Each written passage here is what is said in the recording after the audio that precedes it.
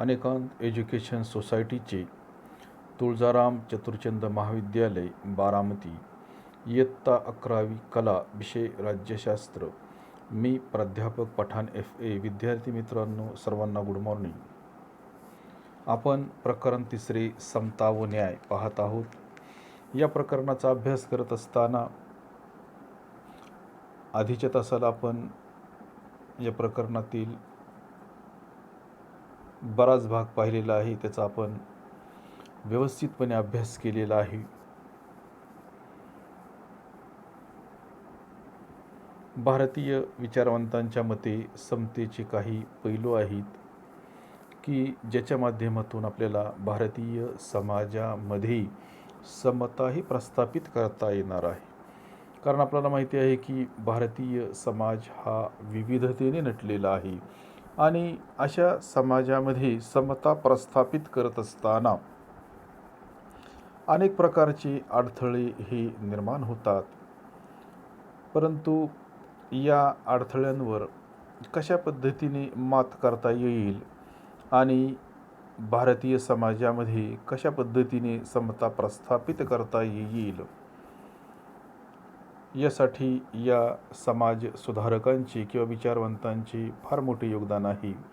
आपण कालच्या तासाला महात्मा गांधी यांचे विचार आपण अभ्यासलेले होते. भारतीय विचारवंतांच्या मते समतेचे जे पैलू पाहत आहोत आपण, त्याच्यामध्ये काल आपण महात्मा गांधीजींचा व्यवस्थितपणे त्यांच्या कार्याचा व्यवस्थितपणे आपण आढावा घेतलेला आहे.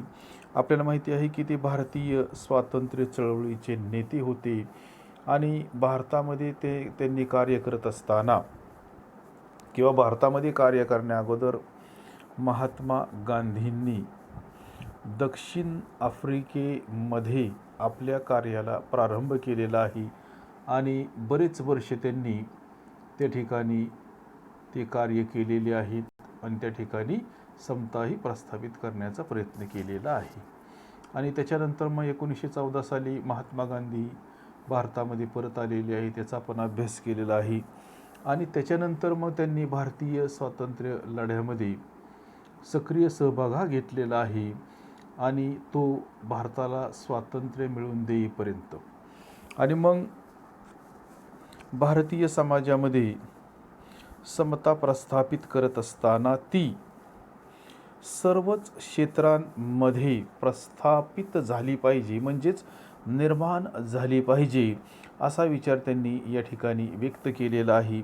मग सामाजिक असो, आर्थिक असो किंवा राजकीय क्षेत्र असो, या मानवी जीवनाच्या अंगांवर किंवा पैलूंवर त्यांनी प्रकाश टाकलेला आहे. म्हणजेच आपल्याला जर सामाजिक समता जर प्रस्थापित करावायची असेल तर मानवासाठी सामाजिक घटक असतील, आर्थिक घटक असतील, राजकीय घटक असतील, हे सर्वच महत्त्वाचे आहेत.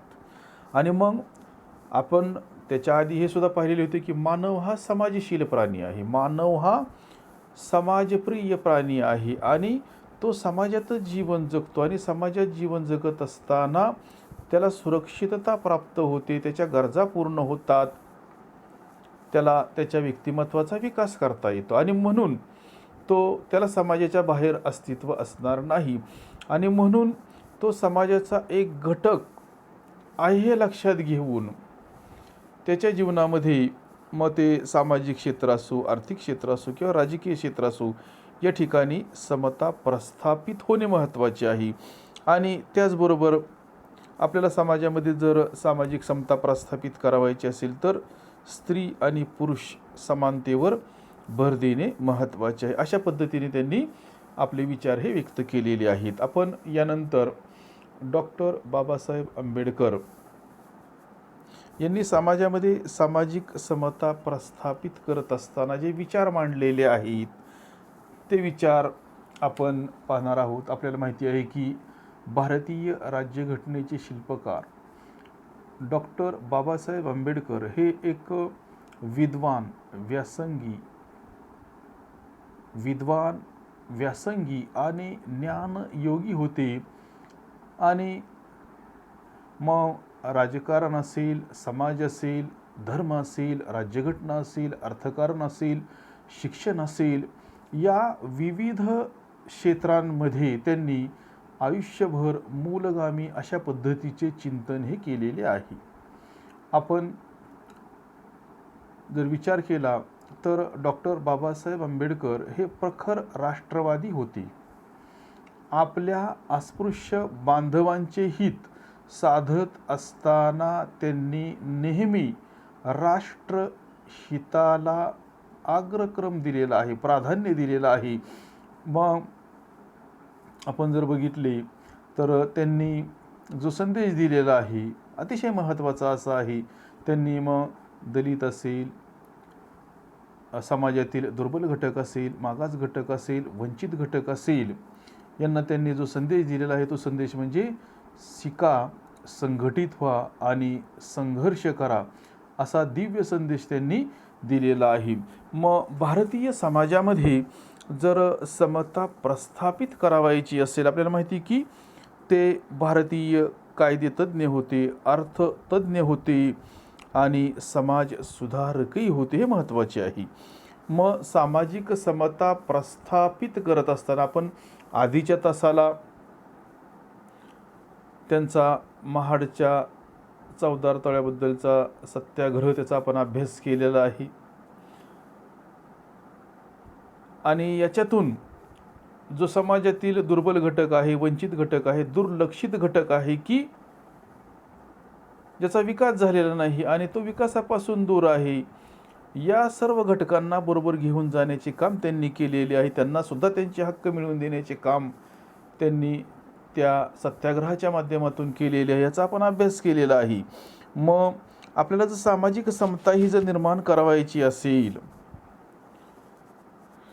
समाजामध्ये समता ही जर प्रस्थापित करावायची असेल, तर मग ते क्षेत्र सामाजिक असो, आर्थिक असो, राजकीय असो आणि सांस्कृतिक ज्या काही विषमता आहेत यांचं निर्मूलन करणे महत्त्वाचे आहे.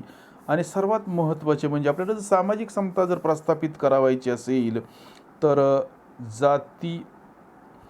जी काही जात व्यवस्था आहे की ज्याच्या माध्यमातून समाजामध्ये सामाजिक समता प्रस्थापित होण्यामध्ये अनेक प्रकारच्या अडचणी निर्माण होतात, ही जात व्यवस्था आपण संपुष्टात आणणं महत्त्वाचं आहे. म्हणजेच आपण जर आर्थिक घटकाचा जर विचार केला, हा घटक मानवाच्या जीवनामध्ये महत्त्वाची भूमिका बजावतो. आणि आर्थिक घटकाचा जर आपण विचार केला तर आर्थिक, मग ते आर्थिक स्वातंत्र्य असेल, आर्थिक न्याय असेल, आर्थिक समता असेल, या गोष्टी मानवाच्या जीवनामध्ये महत्त्वाची भूमिका बजावतात. त्याच्याशिवाय आपल्याला समता ही प्रस्थापितच करता येणार नाही, सामाजिक समताही आपल्याला प्रस्थापित करता येणार नाही. मग या सगळ्या गोष्टींचा जर आपण विचार केला तर व्यक्तीला, म्हणजे आर्थिक घटकाचा जर विचार केला तर व्यक्तीला काही हक्क अधिकार असणे महत्त्वाचे आहे. म्हणजेच त्याला चांगल्या पद्धतीचं शिक्षण घेता आलं पाहिजे, त्याला चांगल्या पद्धतीचं म्हणजे त्याच्या पात्रतेनुसार त्याला नोकरी मिळाली पाहिजे, त्याला पात्रतेनुसार त्याला व्यवसाय करता आला पाहिजे आणि त्याच्या माध्यमातून त्याच्या जीवनामध्ये स्थिरताही प्राप्त करता आली पाहिजे. म्हणजेच आपल्याला जर सामाजिक समता ही जर प्रस्थापित करावायची असेल तर याच्यामध्ये काही घटक हे महत्त्वाचे मानलेले आहेत. फॉर एक्झाम्पल जर आत्ताच आपण पाहिले की मग तो सामाजिक असेल, आर्थिक असेल, राजकीय असेल किंवा सांस्कृतिक असेल, या घटकांमध्ये जी काही विषमता आहे ही विषमता दूर करणे महत्त्वाचे आहे. आणि सर्वात महत्त्वाचे म्हणजे सामाजिक समता प्रस्थापित करत असताना जाती व्यवस्थाही संपुष्टात आणली पाहिजे, असे विचार त्यांनी या ठिकाणी मांडलेले आहेत. यानंतर डॉक्टर राम मनोहर लोहिया यांनी सुद्धा सामाजिक समता प्रस्थापित करत असताना काही विचार हे मांडलेले आहेत. हे समाजवादी राजकीय नेते होते. मग सामाजिक समता प्रस्थापित करत असताना इंग्रजी भाषा असेल, जात असेल आणि पुरुष यांच्या वर्चस्वाच्या किंवा यांचं जे काही वर्चस्व आहे समाजामध्ये, हे वर्चस्व कमी होणे महत्त्वाचे आहे. म्हणजेच इंग्रजी भाषा, जात असेल आणि पुरुष यांचं जे काही समाजामध्ये वर्चस्व आहे, या 3 घटकांचं हे वर्चस्व कमी होणे महत्त्वाचे आहे. आपल्याला माहिती आहे की भारताची संस्कृती ही पुरुषप्रधान संस्कृती आहे आणि याच्यामध्ये कुटुंबामध्ये जे काही चालते किंवा जे काही हक्क किंवा अधिकार असतात ते पुरुष मंडळींना जास्त प्रमाणामध्ये असतात आणि स्त्रियांना कमी प्रमाणामध्ये असतात. तर सामाजिक समता जर निर्माण करावायची असेल तर या ठिकाणी हक्कांचे अधिकारांचे समान वाटप होणे महत्त्वाचे आहे.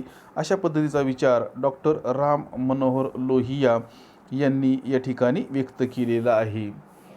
त्याच्यानंतर डॉक्टर अमर्त्य सेनसुद्धा आहेत. हे अर्थतज्ज्ञ आणि तत्त्वज्ञ आहेत. तर सामाजिक समता जर आपल्याला प्रस्थापित करावायची असेल तर व्यक्तीच्या कार्यक्षमतांचा विकास घडण्यावर भर द्यावा असे त्यांनी या ठिकाणी विचार मांडले आहेत की ज्याच्या माध्यमातून आपल्याला सामाजिक समता ही प्रस्थापित करता येणार आहे. त्याच्यानंतर आपण एक नवीन संकल्पना अभ्यासणार आहोत आणि ती संकल्पना म्हणजे न्याय.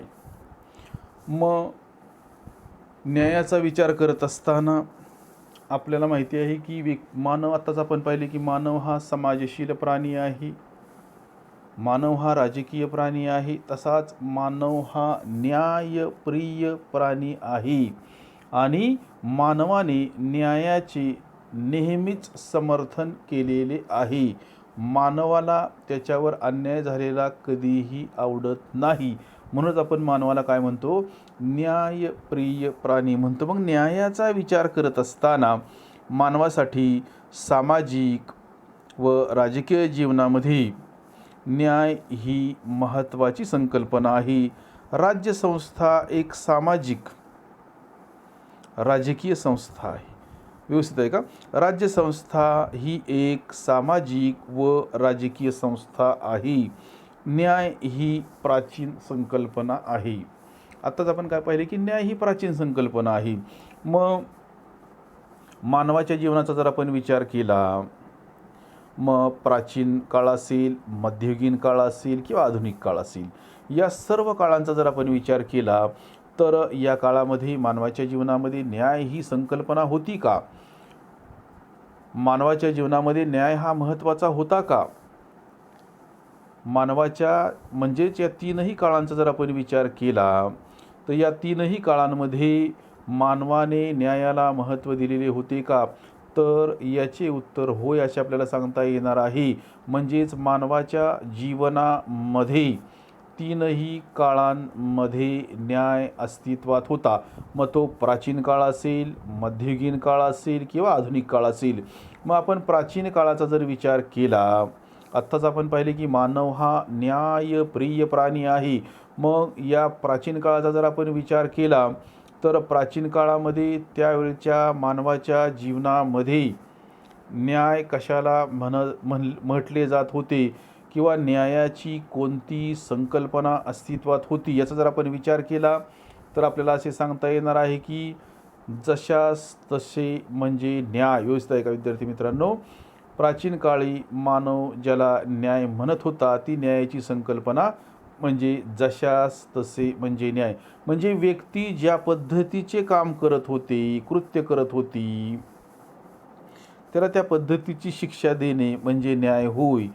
म्हणजेच व्यक्ती ज्या पद्धतीने गुन्हा करत होती त्याला त्या पद्धतीने शिक्षा देणे म्हणजे न्याय होय. अशी प्राचीन काळी मानवाच्या जीवनामध्ये न्यायाची संकल्पनाही अस्तित्वात होती. मग मध्ययुगीन काळामध्ये न्यायाची कोणती संकल्पना होती? मध्ययुगामध्ये मानवाच्या जीवनामध्ये न्याय कशाला म्हटले जात होते? तर आपल्याला असे सांगता येणार आहे की किंवा प्लेटो या विचारवंताने सुद्धा न्यायाची संकल्पनाही मांडलेली आहे. मग प्लेटो न्याय कशाला म्हणतो किंवा प्लेटोला अभिप्रेत असणारी न्यायाची कोणती संकल्पना आहे की जी प्लेटो या विचारवंताने मांडलेली आहे? तर प्लेटो या विचारवंताने न्यायाची संकल्पना सांगत असताना तो असे म्हणतो की प्रत्येक व्यक्तीने आपल्या क्षमतेनुसार, पात्रतेनुसार, गुणवत्तेनुसार कोणतेही काम करावे कोणतेही कार्य करावे आणि हे कार्य करत असताना इतरांच्या कार्यामध्ये कोणत्याही प्रकारचा हस्तक्षेप न करणे म्हणजे न्याय होय, अशा पद्धतीची संकल्पना किंवा न्यायाची व्याख्या प्लेटो या विचारवंताने मांडलेली आहे किंवा सांगण्याचा प्रयत्न केलेला आहे. म्हणजेच प्रत्येक व्यक्तीने कोणतेही काम करत असताना ते काम आपल्या आवडीनुसार करावे. आपली जी काही गुणवत्ता आहे, आपली जी काही बुद्धिमत्ता आहे, आपली जी काही पात्रता आहे, आपली जी काही क्षमता आहे, या पद्धतीने ते कार्य करावे आणि ते कार्य करत असताना इतरांच्या कार्यामध्ये त्याने हस्तक्षेप न करणे म्हणजे न्याय होय, असे प्लेटो या विचारवंताने न्यायाची संकल्पनाही मांडलेली आहे. म्हणजेच व्यक्तीच्या जीवनामध्ये मध्ययुगामध्ये न्यायाची संकल्पनाही अस्तित्वात होती. त्याचप्रमाणे मग आजच्या आधुनिक काळामध्ये आपण न्याय कशाला म्हणतो, तर आजच्या आधुनिक काळाचा जर आपण विचार केला तर स्वातंत्र्य, समता, बंधुता निर्माण करणे म्हणजे न्याय होय, असे आपण किंवा अशा पद्धतीची आपण न्यायाची आधुनिक काळामध्ये संकल्पना करतो किंवा व्याख्या करतो. म्हणजेच तीनही काळांचा जर आपण विचार केला, मग तो प्राचीन काळ असो, मध्ययुगीन काळ असो किंवा आधुनिक काळ असो, या तीनही काळांमध्ये व्यक्तीच्या जीवनामध्ये न्याय हा अस्तित्वात होता. म्हणजेच आपण प्राचीन काळाचा जर विचार केला तर प्राचीन काळामध्ये जशास तसे म्हणजे न्याय, ही न्यायाची संकल्पना आपण पाहिलेली आहे. म्हणजे व्यक्ती ज्या पद्धतीचा गुन्हा करत होती त्या व्यक्तीला तशा पद्धतीची शिक्षा करणे म्हणजे न्याय होय, ही न्यायाची संकल्पना प्राचीन काळामध्ये अस्तित्वात होती. मध्ययुगामध्ये प्लेटोची आपण व्याख्या पाहिलेली आहे न्यायाची. तो असे म्हणतो की प्रत्येक व्यक्तीने आपल्या क्षमतेनुसार, गुणवत्तेनुसार, बुद्धिमत्तेनुसार, पात्रतेनुसार कार्य करावे. ते करत असताना इतरांच्या कार्यात हस्तक्षेप न करणे म्हणजे न्याय होय. किंवा आणखीन एक व्याख्या होती, ती व्याख्या म्हणजे राज्याचे जे काही नियम आहेत या नियमांचे पालन करणे म्हणजे न्याय होय. ही सुद्धा मध्ययुगीन काळामधील न्यायाचीच व्याख्या आहे. मग आधुनिक काळामध्ये आपण न्याय कशाला म्हणतो, तर स्वातंत्र्य, समता, बंधुता निर्माण करणे म्हणजे न्याय होय, ही आजच्या आधुनिक काळामध्ये न्यायाची संकल्पना मानलेली आहे किंवा मानली जाते. आपण आत्ताच पाहिले की न्याय ही संकल्पना प्राचीन आहे आणि न्यायाच्या संकल्पनेचा अभ्यास करत असताना आपण वेगवेगळ्या विचारवंतांचे न्यायाविषयी असणारे मत हे आपण पाहणार आहोत. मग सॉक्रेटिससारखा विचारवंत असेल, प्लेटोसारखा विचारवंत असेल किंवा ॲरिस्टॉटलसारखा विचारवंत असेल, आपण ॲरिस्टॉटल या विचारवंताला राज्यशास्त्राचा जनक असे म्हणतो. आपण अगोदरच्या तासाला पाहिलेले आहे, कारण त्यांनी राज्यशास्त्रावर भरपूर प्रमाणामध्ये विवेचन केलेले आहे. राज्यशास्त्राचा अभ्यास करत असताना ॲरिस्टॉटल या विचारवंतांच्या अगोदर मग प्लेटो असेल, सॉक्रेटिस असेल, यांनी सुद्धा राज्यशास्त्राचा अभ्यास केलेला आहे. परंतु ॲरिस्टॉटल या विचारवंताने राज्यशास्त्राचा अभ्यास करत असताना इतर विचारवंतांच्या पेक्षा वेगळ्या पद्धतीने केला आणि राज्यशास्त्राला एका वेगळ्या उंचीवर नेण्याचे काम केले. म्हणून आपण ॲरिस्टॉटल या विचारवंताला राज्यशास्त्राचा जनक असे म्हणतो. तर सॉक्रेटिस, व्यवस्थित आहे का, सॉक्रेटिस या विचारवंताने न्यायाविषयी विचार व्यक्त करत असताना किंवा मांडत असताना तो असे म्हणतो की न्याय हा राजकीय सद्गुण आहे, किंवा सॉक्रेटिस या विचारवंताने न्यायाला राजकीय सद्गुण मानलेले आहे आणि तो असे म्हणतो की चांगला समाज व न्याय्य समाज या समानार्थी संकल्पना आहेत. न्यायाविषयी विचार करत असताना सॉक्रेटिससारखा विचारवंत काय म्हणतो की चांगला समाज व न्याय्य समाज म्हणजेच न्याय मिळवून देणारा समाज या समानार्थी संकल्पना आहेत असे तो या ठिकाणी विचार व्यक्त करतो. त्याचप्रमाणे प्लेटोसारखा विचारवंत त्याचा द रिपब्लिक या ग्रंथामध्ये त्याने आपले न्यायविषयक विचार व्यक्त केलेले आहेत किंवा स्पष्ट केलेले आहेत. तर विद्यार्थी मित्रांनो, आज आपण याच ठिकाणी थांबणार आहोत आणि राहिलेला भाग आपण नंतरच्या तासाला अभ्यासणार आहोत.